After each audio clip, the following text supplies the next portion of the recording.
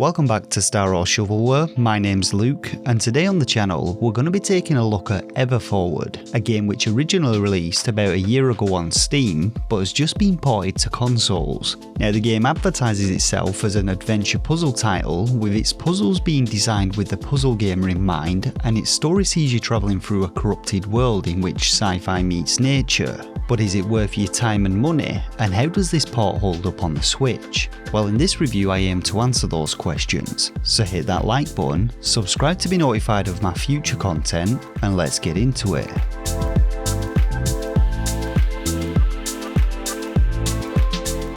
So I'm going to try and avoid spoilers with this one, since the story elements for EverForward form quite a big part of the game, and it's one of those which kind of just drops you into its world without providing any sort of context, and then drip feeds you a backstory in the form of cutscenes at the end of each puzzle. You play as a young girl called Maya, who finds herself standing on the shores of a strange world, which for the most part appears to be pretty beautiful, but throughout this world she finds areas of corruption, and she must then cleanse these areas in order to recover her memories and understand where she is and how she came to be here. Now, little by little Maya's backstory is revealed to you, and in a way it's a rather touching story which tugs at the heartstrings and goes some way to explaining things. However, it does retain some obscurity as to what has actually happened to Maya, and by the end of it I was still left with quite a few questions. So far as the story being dark, as both the eShop and other people have described it, I personally wouldn't use this particular descriptor, as it's more of a sad story than a dark one,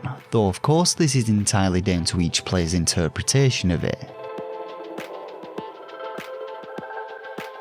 So as you'd expect, being a puzzle game, the vast majority of gameplay in EverForward is focused around puzzle solving, but unlike other games where you automatically just move from one puzzle to the next, in EverForward each of the game's levels are reached by traversing the rather vibrant looking overworld, locating one of the fractured, corrupted looking structures in it, and then you simply need to walk inside them. After a few seconds you'll then be transported into one of these blocky looking areas which have a kind of futuristic vibe to them, and it's here where all of the puzzle solving gets done, with the overworld seemingly being void of anything of interest beyond the puzzle entry points. Now the puzzle mechanics themselves are all pretty straightforward, and the primary objective in each of them is to transport a cube, usually obtained at the start of the puzzle, to the red beam of light at the end of the puzzle. However, standing in your way are these turret-like objects which will vaporise you the second you walk within their line of sight. Luckily, these turrets have one major flaw though, and that is that they also react to sound, and this key mechanic is something that you must frequently exploit in puzzles, manipulating the attention of turrets by throwing boxes or jumping, but it also means that Maya has to slowly creep on past them.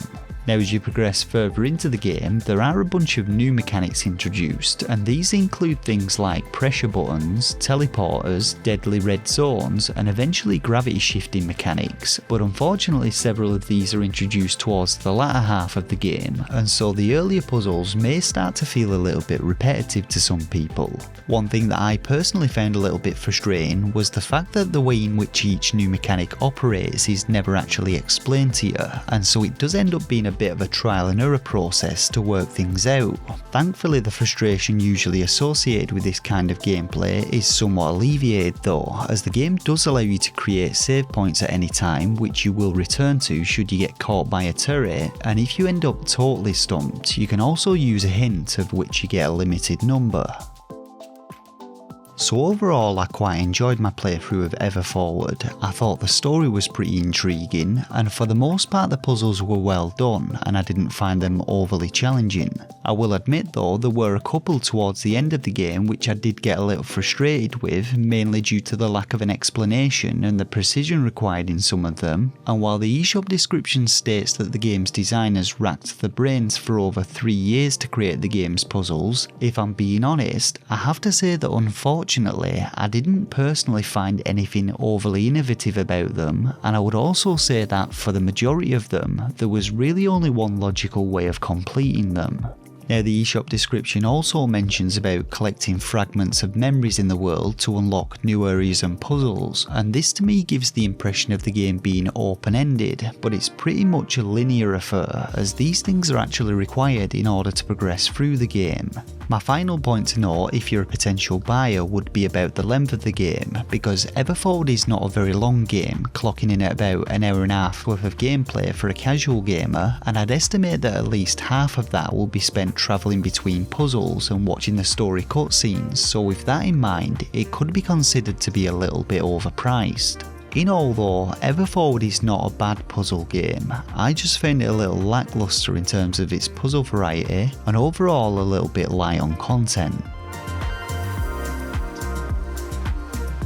So graphically, Everforward's visuals kind of reminded me of Rime, with its vibrant pastel colour palette giving the natural beauty of its overworld a sort of dreamlike quality, which sits in stark contrast to the grey angular appearance of its puzzle sections. This natural beauty is however only beautiful in name, as the optimisation in the Switch version of the game is pretty terrible, leading to some horrendous popping and a frame rate which constantly dips below 30 FPS. Now inside the puzzle areas the frame rate is much more stable, meaning that gameplay still remains wholly playable, but yet again the Switch is getting a subpar port, and I for one am just tired of this constantly happening, and I think that the developers just really shouldn't bother if they can't ensure a stable performance with the Switch ports. When it comes to the audio side of things, the game does still sound pretty decent, and while the sound effects are relatively generic, we do get some nice music to play along to, and I thought the game's voice acting was also pretty well done.